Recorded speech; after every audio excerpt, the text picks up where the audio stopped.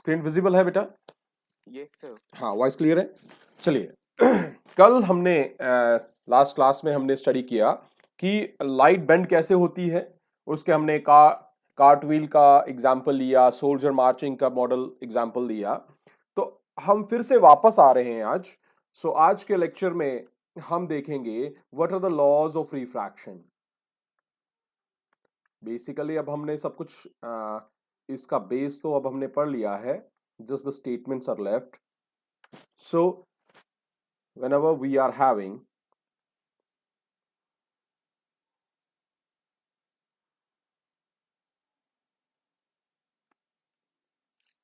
this as a glass slab, इस glass slab के ऊपर ये इंसिडेंट हुई लाइट जिस पॉइंट के ऊपर इंसिडेंट हुई है, you have to plot a normal on that. तो ये जो एंगल आपका यहां बन रहा है, this angle will be angle of incidence, angle of incidence.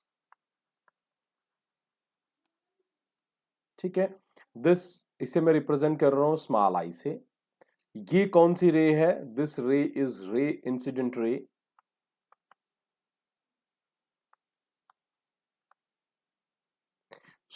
हमने पढ़ा कि जब आपकी लाइट जो है अब इंटरेक्ट करेगी इस ग्लास स्लैब की सरफेस के ऊपर, glass slab A B C और डी, और जब वो इंटर करेगी with respect to the normal N and dash at point ओ।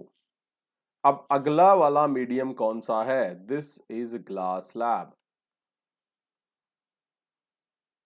ये ग्लास स्लैब है भाई। So what would happen? हमने क्या स्टडी किया था? ग्लास स्लैब क्या है? डेंसर है, तो आपकी रे जो होगी that will bend towards the normal, normal N and dash की तरफ बेंड होगी। अदरवाइज इसको कहां जाना था?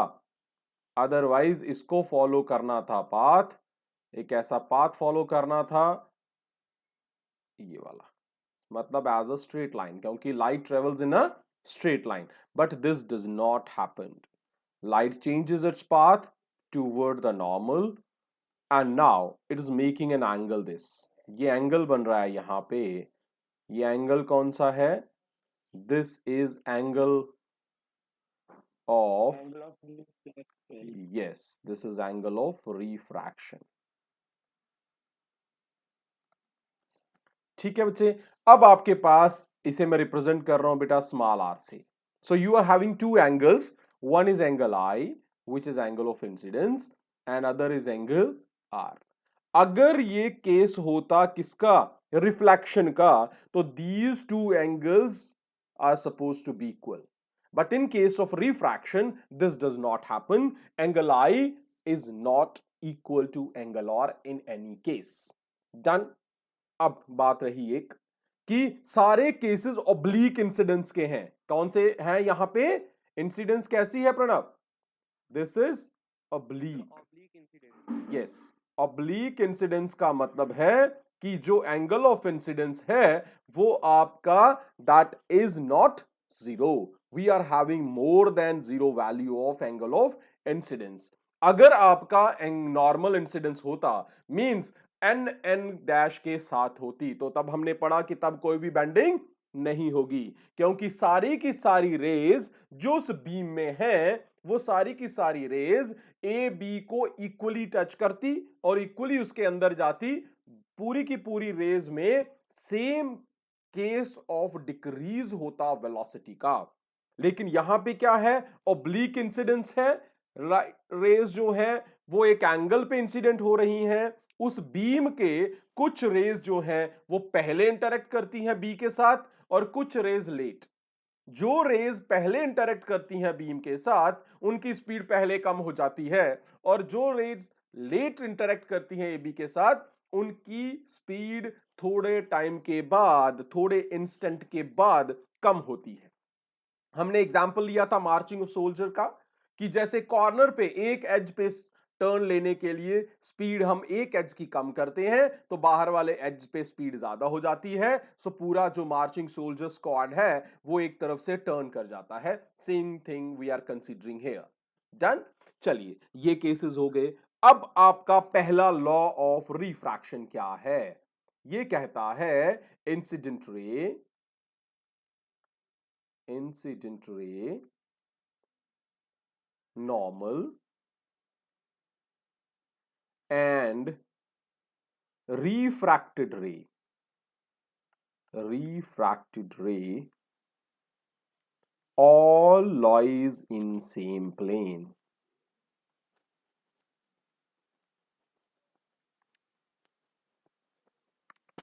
सारे के सारे एक ही प्लेन में है। प्लेन कौन सा होता है भाई? जिसमें A B axis, A B line और एन एन डैश दोनों एक दूसरे के साथ क्या कर रहे हैं? एक दूसरे को इंटरसेक्ट कर रहे हैं, mutually perpendicular to each other, है ना भाई? तो यहां पे आपके पास दोनों सेम प्लेन में लाई कर रहे हैं। तो चलिए ये हो गया आपका पहला लॉ। दूसरा लॉ जो की बात कर रहे हैं हम, दूसरा लॉ जो है that is about the angles. अब यहां पे एक चीज आप नोट कर सकते हैं कि जब एंगल आर जो है छोटा हो रहा है, एंगल आर, अब देखो ध्यान से, एंगल आर जो है यहां पे छोटा हो रहा है। कब छोटा हो रहा है? एंगल आर तब छोटा हो रहा है बच्चे जब आपका सेकंड मीडियम जिसमें रे इंटर कर रही है वो वाला मीडियम डेंसर है। तो डेंसर मीडियम जब भी हो, डेंसर मीडियम के लिए एंगल आर जो है वो लेस देन एंगल आई है भाई ऐसा? क्योंकि सेकेंड रे जब अंदर घुसती है तो वो छोटा हो जाता है। और रेयर मीडियम के लिए क्या हो जाएगा? Sir angle of refraction sir बड़ा हो जाएगा। यस, बढ़ जाएगा। Angle R will become greater. तभी तो वो दूर बेंड होगा ना। जब रे नॉर्मल से दूर जाएगी तो एंगल की वैल्यू बढ़ जाएगी, जो एग्जैक्ट उसकी डायरेक्शन थी उससे बाहर की तरफ बेंड हो जाएगी तो एंगल आर क्या हो जाएगा? इंक्रीज हो जाएगा। इसका मतलब है किसी भी पॉइंट पे एंगल आई एंगल आर के बराबर नहीं है। Then what do we do? Then there is a ratio कि ये कितना कम या ज्यादा हो रहा है। ये अब डिपेंड, ये बेंडिंग हुई किसके कारण? ये सारा पचड़ा पड़ा किसके कारण? ये सारी गड़बड़ हुई किसके कारण? ये गड़बड़ हुई है सारी किसके कारण? इस ग्लास स्लैब के कारण। अगर ग्लास स्लैब नहीं होती तो सराउंडिंग में सिर्फ एयर ही एयर थी, एयर से कुछ भी नहीं हो रहा था, सारा मीडियम सिंगल था। लेकिन जैसे ही ग्लास स्लैब बीच में आ गई सारा गड़बड़ हो गया। मींस ये प्रॉपर्टी किसके कारण आई है? ग्लास स्लैब के कारण। ग्लास स्लैब मतलब मटेरियल ऑफ ग्लास, जो स्लैब का मटेरियल है उसके कारण ये सारा बेंडिंग हो रही है। तो बेटा सेकेंड लॉ उसी प्रॉपर्टी को एक्सप्लेन करता है। सेकेंड लॉ कहता है the ratio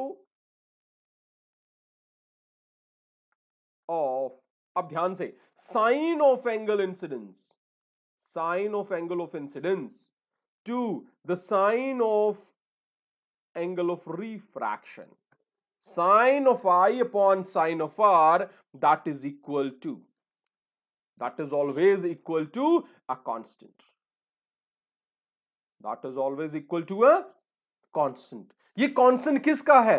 दिस कांस्टेंट, ये जो कांस्टेंट है बेटा ये डिपेंड करता है इज द प्रॉपर्टी, किसकी प्रॉपर्टी है? Of material of slab. Slab है क्या? मीडियम है भाई, तो it is the property of medium. कौन सी प्रॉपर्टी है? Due to which refraction occurs, refraction occurs। This property is known as, this constant is known as, yes, this constant is known as refractive index। ठीक है, समझ रहे हो? तो ये है बेटा रिफ्रैक्टिव इंडेक्स। अब इसे डिनोट कैसे करते हैं बेटा? This is denoted with the help of mu. ये देखिए u है और u के साथ लग गई इसकी दुम, इसकी पूंछ लग गई है u के साथ। That is equal to sine of angle I upon sine of angle R। ठीक है बच्चे, ये आपका आ गया। So it is sine of angle I is sine of angle R. ये एक डेफिनेशन आ गई। एंड दिस लॉ, ये जो सेकेंड लॉ है, this is also known as Snell's law. Yes, तो बेटा ये म्यू जो है ये डिफाइन करेगा अब कि कितना एंगल ऑफ रिफ्रैक्शन होगा विद रिस्पेक्ट टू एंगल आई। इसका मतलब है आई चेंज करने से आर क्या हो रहा है, चेंज होता जाएगा, कभी भी वो कांस्टेंट नहीं रहेगा, कभी भी वो सेम नहीं रहेगा। But for one value of I there will only be one value of R, क्योंकि दोनों का साइन की वैल्यू कांस्टेंट रखनी है हमने। अब बेटा म्यू की इस रिफ्रैक्टिव इंडेक्स की एक और डेफिनेशन हमारे पास आ गई है। In terms refractive index is also equal to किसकी, the ratio of.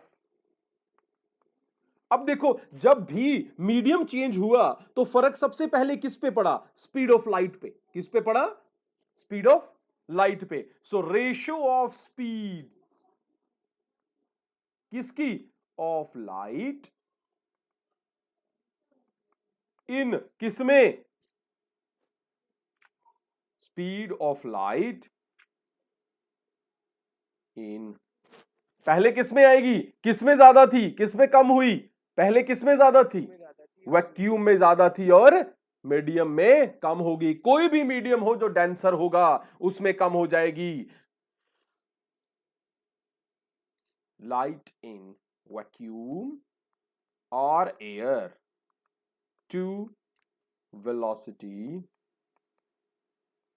Of light in medium. तो म्यू किसके बराबर हो गया, mu is equal to speed of light in vacuum. बेटा speed of light in vacuum तो कांस्टेंट होता है ना, वैल्यू कितनी है, कैसे डिनोट करते हैं, स्मॉल सी से। और velocity of light in medium वो वेरिएबल है, वो डिपेंड करता है मीडियम के ऊपर, तो उसे हम डिनोट कर रहे हैं स्मॉल वी से। तो mu is equal to C upon V. तो यहां तक ये समझ आया कि वेलोसिटी कैसे निकाली हमने। yes sir, ठीक है बच्चे, अब आपको अगर मैं मटेरियल का रिफ्रैक्टिव इंडेक्स दे दूं तो आप v की वैल्यू निकाल सकते हो, इसकी वैल्यू आप निकाल सकते हो, या आपको मैं v की वैल्यू दे दूं तो आप मीडियम का रिफ्रैक्टिव इंडेक्स निकाल सकते हो। डन। अब इस चीज पे, इस लॉ के ऊपर आपका एक एक्सपेरिमेंट आता है, एक एक्सपेरिमेंट आता है। You have to find the value of refractive index. Refractive index find करना है for what, for a glass material. Glass का निकालना है, किसको यूज करके, बेटा ग्लास स्लैब को यूज करके। और वहां एक्सपेरिमेंट में हमें बहुत सारी चीजें पता लगी। क्या किया जाता है वहां पे बेटा, हम लेते हैं एक ग्लास स्लैब, ठीक है, यूज करते हैं बेटा पिंस, पेपर पिंस देखी है आपने, पेपर पिंस। बेटा पेपर पिंस को एक तरफ लगाया जाता है, एक मार्क यहां कर दिया, एक मार्क यहां कर दिया। ध्यान रखना है, आपने क्या कर लेना है सबसे पहले, या तो मार्क लगाने से पहले भी एक काम और कर लो, यहां पे एक लाइन ड्रॉ कर लो।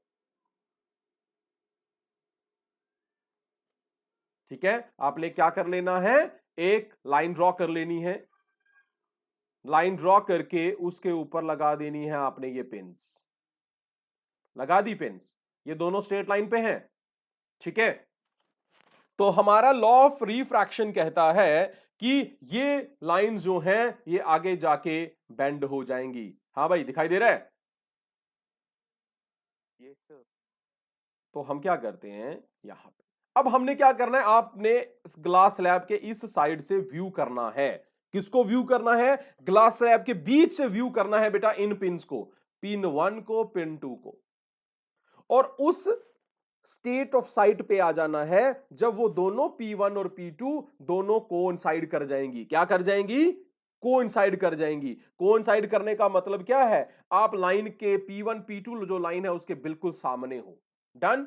जैसे ही वो दोनों कोइंसाइड कर जाएंगी, they will seem to be a single side, single line, single pin. आपने उनकी साइट के बीच में आपने क्या कर देना है, तीसरी पिन लगा देनी है और इसी तरह फोर्थ पिन लगा देनी है। डन। क्या किया आपने, आपने एक ली ग्लास स्लैब, ग्लास स्लैब को रखा आपने एक व्हाइट पेपर के ऊपर रखना है और मार्क कर लेना है इसका आउटलाइन। अब आपने ग्लास स्लैब हटानी है, आउटलाइन के साथ आपने P1 P2 लाइन ड्रॉ कर लेनी है और इस लाइन के ऊपर आपने दो पिंस लगा देनी है P1 और P2। डन। और अब रख देनी है ग्लास स्लैब वापस पेपर के ऊपर जहां बाउंड्री के अंदर ही। अब आपने क्या करना है, इस पॉइंट X से आपने उनको थ्रू दैट स्लैब विजुलाइज करना है और अपनी लाइन ऑफ साइट इतनी चेंज कर, पेपर को या ग्लास स्लैब को हिलाना नहीं है। आपने अपनी गर्दन हिला के उस पोजीशन पे आ जाना है जिस पोजीशन पे आपको क्या दिखाई देगा, P1 और P2 एक दूसरे को क्या करेंगी, कोइंसाइड करेंगी। पहले आपको अलग अलग दिखाई दे रही होंगी, आपने इसको नहीं हिलाना है, आपने अपने मुंह अपनी आंखों को हिलाना है और ये दोनों एक साइड क्या हो जाएंगी, सिंगल साइड मिल जाएगी। इनकी डायरेक्शन में आपने तीसरी पिन लगानी है और उसके साथ ही फोर्थ पिन लगानी है। डन। अब आपकी चारों लाइनें, चारों पॉइंट्स, चारों पिन्स आपको कितनी दिखाई दे रही है? हाँ भाई प्रणव, कितनी दिखाई दे रही है? सिंगल। ये एक्सपेरिमेंट करके पता लगेगा ज्यादा क्लियर, ये तो थ्योरेटिकली मैं आपको समझा रहा हूं। ये आपने क्या कर लेना है, इनको ज्वाइन कर लेना है। ठीक है, exactly it has to go like this, but it is like this. Done. यहां से आपको मिल जाएगा, इस एंगल को आपने मेजर कर लेना, एंगल आर को। ये एंगल आई हो गया नॉर्मल के साथ। बेटा आई और R you have to take their sine values, this will give you the value of mu. ये आपको साइन टेबल से आपकी वैल्यूज मिल जाएंगी और आर की वैल्यू और रिफ्रैक्टिव इंडेक्स की वैल्यू मिल जाएगी फॉर दिस ग्लास। बेटा ग्लास का जो वैल्यू होती है रिफ्रैक्टिव इंडेक्स की, that is round about to 1.5 because there are different types of glasses. We are having crown glasses, we are having flint glasses. उनका रिफ्रैक्टिव इंडेक्स 1.5, 1.55 और 1.6 तक जाता है। ठीक है, इस तरह से उसकी वैल्यू मिल जाएगी। तो यहां तक बच्चे कोई क्वेश्चन है? समझ आया आपको प्रणव, निपुण? Yes sir. बेटा समझ आ गया? चलिए आपकी टेक्स्ट बुक, आपकी एनसीईआरटी बुक का ही क्वेश्चन लेते हैं। बड़े आसान से क्वेश्चन है, टेक्स्ट बुक टेक्सचुअल क्वेश्चंस हैं, ये टेक्सचुअल क्वेश्चन है। पहला क्वेश्चन है आपका, I think it is somewhere on the page number 176। A ray of light, ध्यान से सुनना, ray of light traveling in air enters obliquely into water। यहां पे वाटर है, ये वाटर सरफेस है, इसके ऊपर obliquely मतलब making some angle, it is just incidented on the surface of water. Means इस लाइन के बाद इस लाइन ए बी जो सरफेस ऑफ वाटर है, इसके नीचे जो है वो मीडियम जो है that is denser than air. ऊपर एयर है, नीचे वाटर है। obliquely into water, does the light ray bend towards the normal? यहां नॉर्मल प्लॉट करो पहले। आपको क्वेश्चन ये है कि ये जो आपकी पी क्यू लाइन रे आ रही है, क्या ये बेंड करेगी, मतलब यस सर। इस तरफ जाएगी आर की तरफ?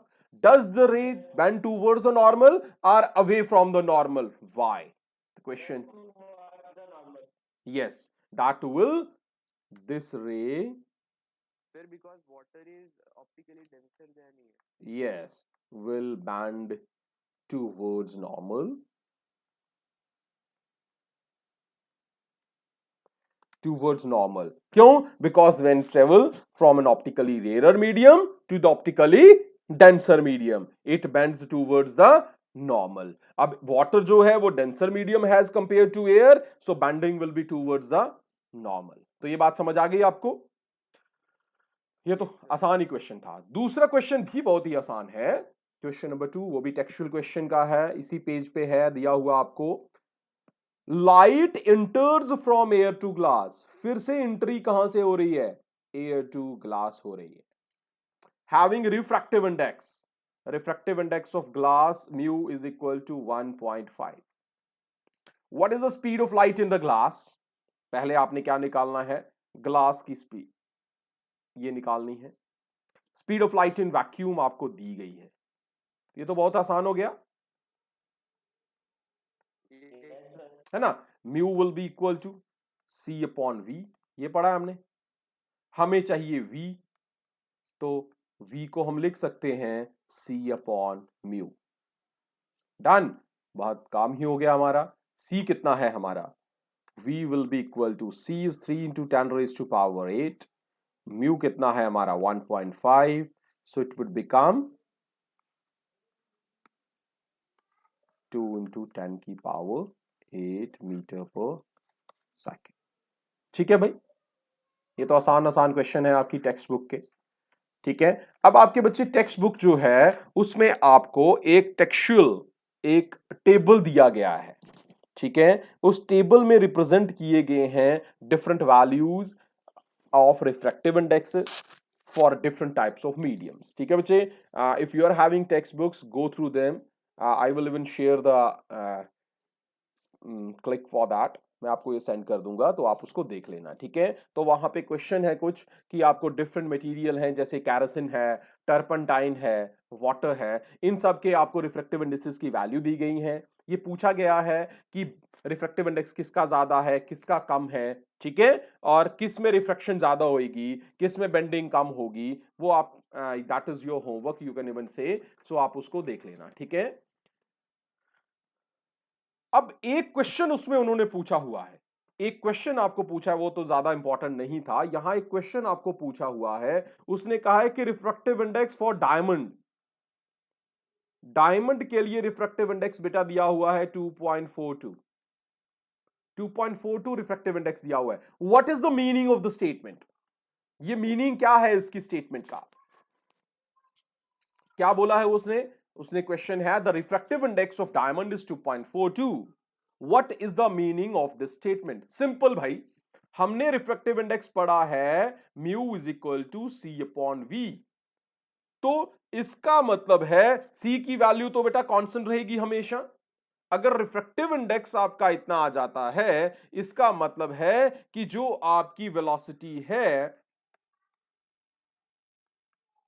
c अपॉन 2.42, आपकी स्टेटमेंट का सीधा मतलब ये है, मतलब कि वेलोसिटी ऑफ लाइट जो है उस डायमंड में जो है वो 1/2.42 टाइम्स डिक्रीज हो जाएगी जब लाइट एंटर करेगी किसमें, डायमंड के मटेरियल में। सिंपल यही तो बात है। रिफ्रैक्टिव इंडेक्स बताता क्या है, रिफ्रैक्टिव इंडेक्स बताता है extent of refraction, extent of refraction, और रिफ्रैक्शन होती क्यों है, due to decrease in velocity. तो जब रिफ्रैक्टिव इंडेक्स दिया गया है तो रिफ्रैक्टिव इंडेक्स का सीधा मतलब है कि वेलोसिटी जो है उस मीडियम में वो c की वेलोसिटी से कितना टाइम्स कम हो गई, 1/2.42। ये बात समझ आई आपको। So refractive index suggest the speed of light changes by some factor, that is refractive index itself। तो ये आपके 5 क्वेश्चंस थे आपके टेक्स्ट बुक के। नेक्स्ट जो होंगे that will be based upon certain other cases। ठीक है, यहां तक समझ आ गया आपको रिफ्लेक्शन और रिफ्रैक्शन।